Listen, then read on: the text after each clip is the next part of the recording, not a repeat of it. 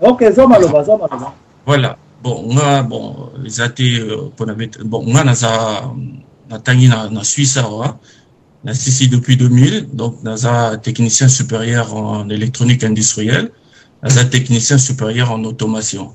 Donc, informatique, tout ce qui est programmation, C, C++, Java, Visual Basic, Naïbian. Donc, on va dire qu'on a maîtrisé parce que c'est vaste. Donc, ceux qui, dans l'andio dès le début, ont expliqué très bien. Donc, on surtout au lobby, c'est correct. Malgré qu'on ait un peu plus dans les détails, tout ça, c'est correct. Mais, il y a une zone sur CENI. Ceux qui, ils dépensent à zone où Lucas a accès, comme on dit, serveur, mais, dans un d'accord, on a eu un serveur, des compilateurs. C'est-à-dire, on a une place, surtout, pour réunir tous les données, ou tous qui vous bandent de tout, de réunir en haut, inscrire en haut na compilateur. Et on est ce que compiler, bilo connu surtout, donc, que garder, voilà, papa, ça moi, avant de na place, son golon pakala. Et ça, compilateur. Mais, et l'autre, dit, to exagéré, et l'autre, ça, différence, c'est aller entre serveurs, c'est vrai, na compilateur, c'est vrai. Mais, to confondre, et l'autre, opposition, ça, au Luca, a accès à la base de données. Oh, bon, on va se trouver un serveur. En fait, les base de données, où est que, ils ont biloko nyonso, donc c'est-à-dire l'identité à batu nyonso. Na adresse, na place à fandaka, na région naie, na place à sali, la place à s'inscrire pour la voter. Et ça juste au fait base de données. Base de données on a et gros à la nengo lobby en plusieurs langages, hein, mais pour moi le langage le plus simple, le plus proche, est ça Visual Basic. Pour mon place au graphisme, que nous librairie à graphisme, donc ils ont plus simple Visual Basic. Et l'autre, il de place à Zoluka, a accès à la base de données. Ils ont serveur, ils ont base de données. Base de données, à battu nyoso, va s'inscrire pour un vote. Et ça, que, bon, Toluka, pour na yokio amo lobby, total à code mobima, papa Zamwana. Est-ce que vous en attendez autant à plus de 10 000 lignes de code sans algorithme?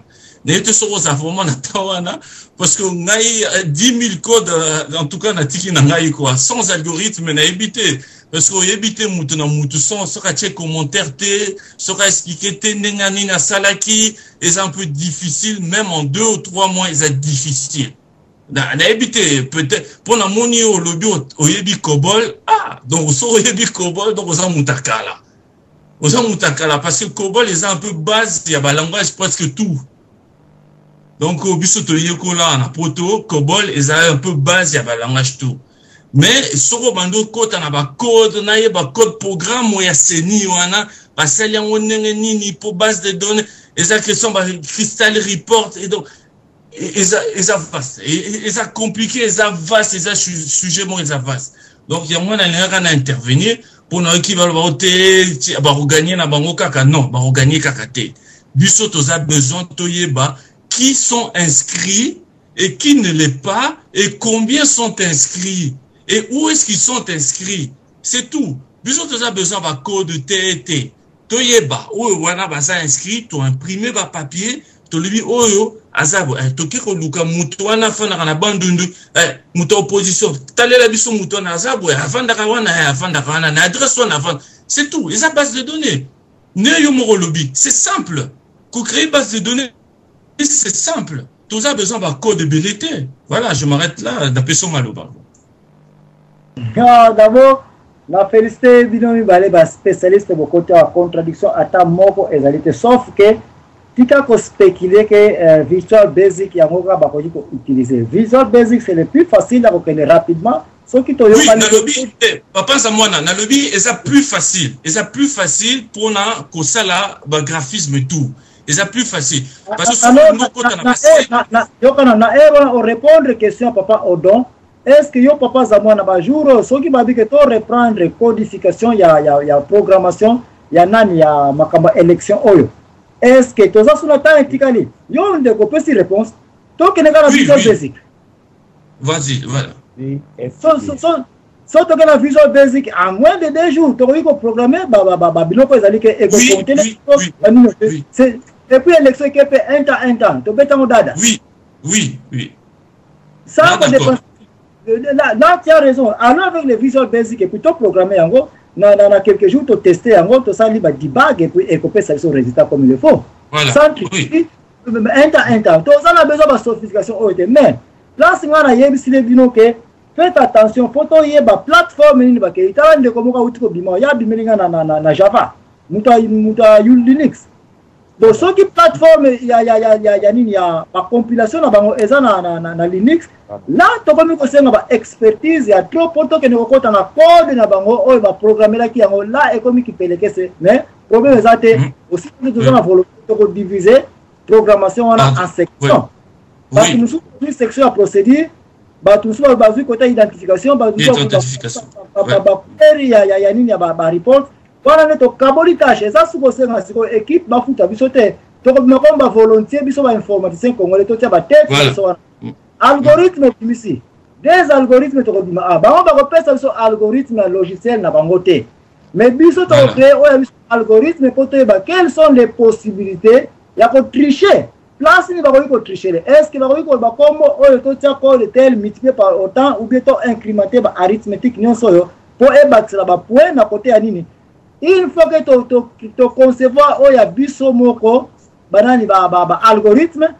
Là maintenant on peut vérifier les 10 000 lignes à code oyo na ba place spéciale kaka auto yebi était. Oui, mais papa Samwana, toujours avec l'algorithme, parce que sur le bit 10 000 codes sans algorithme, pour moi c'est impossible. Bon, c'est impossible, c'est la question si il y a pour nangai avec l'expérience on va corriger ba erreur. Et là quand on voit là, tu reconnais ligne par ligne était. Mais papa Samwana, papa Samwana, excusez-moi na kato maloba, na soki mutu asali code na ye. Informaticien asali code na ye. Soki alingi ayebate ke alingi yo oyebate nenga sali akoki ko salango. Toza d'accord na yo. Yo za informaticien. Soki yo papa Samwana osali code na yo, lobi ke na lingi te kadian pemba ayo mo ayeba nenga na sali code na ngai na koyebate. Toza d'accord na yo. Il suffit de faire un commentaire. D'accord, mais si vous connaissez il y a budget. Ce qui est ça qui mbongo nanga et pas na yo développeur. Osa langa software et puis na ye biso ke pesa ngai mot de passe na accès dans la programmation na yo. Mais complètement na ba script nyonso ça li combien ngai? Oui, tout à fait. Oui, d'accord. Oui, alors zai Congo et pesa mbongo na seni e fouti quelque part mutu. Mutu ngo seni za objet ke no yebisa ke ngala pays na komi na choc. Au salinga eloko oyo oyelingai batu baye awa balimba vérifier source code ba da objet ba pesa biso biso tanto ko yana yango na bandaki na ibandeli to ko analyser na plateforme nini basaile yango soki basala na plateforme ya Linux biso ko pota soki basala na plateforme ya .net ya .net framework to kodi ta framework wana et puis to ko générer ba code nyonso oyo. Qu'est-ce que moi je demande ici?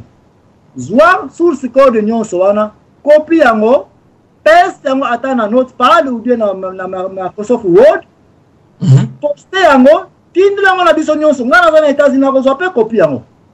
Okay. Loko na lingi mboka na ngai, na kozwa tanga ngai ya kokende précisément na division oyo eza en charge ya kosala mathématique. Nga na kozwa tanga mingi te netika bino parce que ya yebisi bino déjà.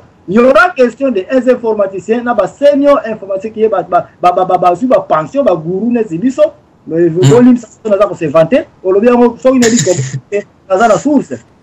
Oui, non, so yebi cobol, so yebi ngai na sisi na 2000. Donc na bandi kotanga depuis 92. So Yebi Cobol, c'est que Oyebi informatique. Parce que ça ancêtre il y a un langage presque nous sous C, Pascal, C, donc voilà. Bien sûr. Donc c'est comme ça où tu reconnais la source code et puis tu reconnais la place précisément tu reconnais attention. Il y a place, il y a introduction, il y a input, il y a combo, il y a candidat ezaleli. Na logique où les akolanda algorithme chaque mot na ba powana ya passage entre ba condition if boye taboye if boye taboye ba if nyonso wana même si zali 1000 to kolala ngo coussin. OK.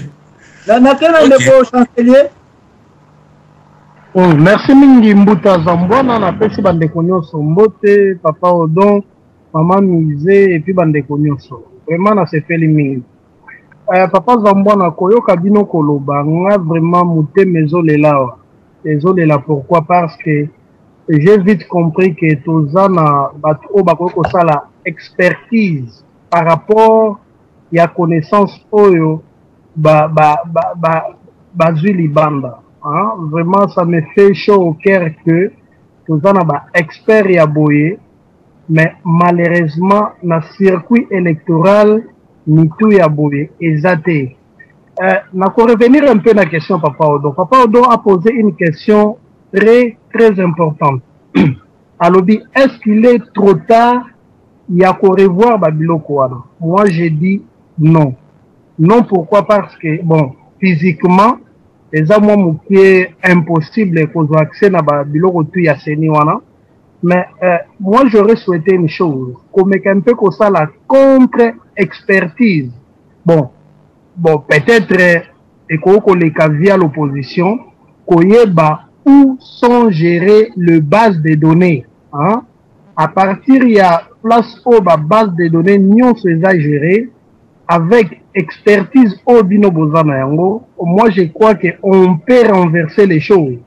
On peut renverser ou changer les données par rapport, il y a, disons, déjà bamoni ke ba gagné. Il n'est pas encore trop tard. Totalement mukembo kawana. Moi, je dirais encore une chose pour terminer que Congo Mengezana est informatisé. Figurez-vous qu'au Congo, si na ba bureau, il y a machine, il y a Daka. Donc, Dartilo, il y a 1920. Et ça, les lots na administration congolaise. C'est des choses à réformer. Mais papa, vraiment pardon. Expertise au bino bozana yango. Bossala, bon, na habité, et ça, j'ai dit un peu, c'est difficile, mais c'est pas impossible. Ndenge papa moko tuna ki alobi, mais est-ce que l'IDPS bazana ba conseiller technologique, hein, na sens wana, komeka un peu ko sala que eloko moko ya bongo soke ko salama et kozala très bien. C'est-à-dire la connaissance acquise libanda awa to mettre un peu au service du Congo. Parce que c'est Nicolas Ndaye avant au sala babloko nae oyo a lancé qui appel d'offres que batuni disons société nini oyo ekoki ko zwa makamwana maboko mais malheureusement nous les Congolais non to comme na niveau au sala babloko et puis aussi crédibilité c'est-à-dire bazomona ce sont des Congolais baebi nini tout ça apesi mingi valeur na mindele or to sala ba expert koyo kabino boy. Est-ce que vous ne pouvez pas tenter quelque chose? Nasuki à papa. Bon, merci la question. Est-ce qu'on ne peut pas faire quelque chose? Il y a des choses, on le met dans la banque de données.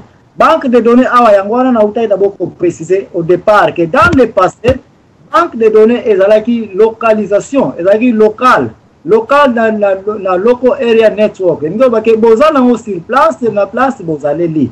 Vous voyez que les données, nous avons opérateur, nous avons donné les gens qui vendent des sites qui sont opérateurs na data lelo bato oka ba vai na ba bureau ba ordinateur place ba bazo na usala ba vote ba données za a magasiner temporairement na ba disque dire na bangwana et puis so ba silisi ba na système ni ba za ko déplacer ba information pour et na Kinshasa. Tout ceci c'est manuel. Alors ba banque de données une fois et ko yiko za epa na biso na zongeli mama mise asilera biso nyonso ke ba na États-Unis erreur bo esalemaki Batu na Florida, batrisaki élection na ya George Bush. Ndeko na ye, grand frère ne alaki gouverneur na état ya Florida. Et puis, a trishaki en faveur à petit frère de George Bush pour abattre Al Gore. Qu'est-ce qui s'est passé? Comment a été na source code o makamkata za kolobelaka awa. Paramètre mususu zaki bouger kuna, bazaki na accès na yango, problème tuzango na Congo yango yo, accès na serveur kutute. Mais accès na source code. Alors, décision bazwa ki totika yango pena wana yango ordinateur yango tuzako pesa confiance mingi, toke ne pe manuellement. Babandi yo compter manuellement. Ezwa kata mais yango de basalela ki. Bon, biso comme il n'est pas encore tard, il y a deux choses ezali awa. Batu nyonso bazana seni kuna en charge ya ordinateur na bango kuna baza obligé bayebisa biso banque de données na bango oyo baza kosalelaka ba serveur na bango oyo soki ezali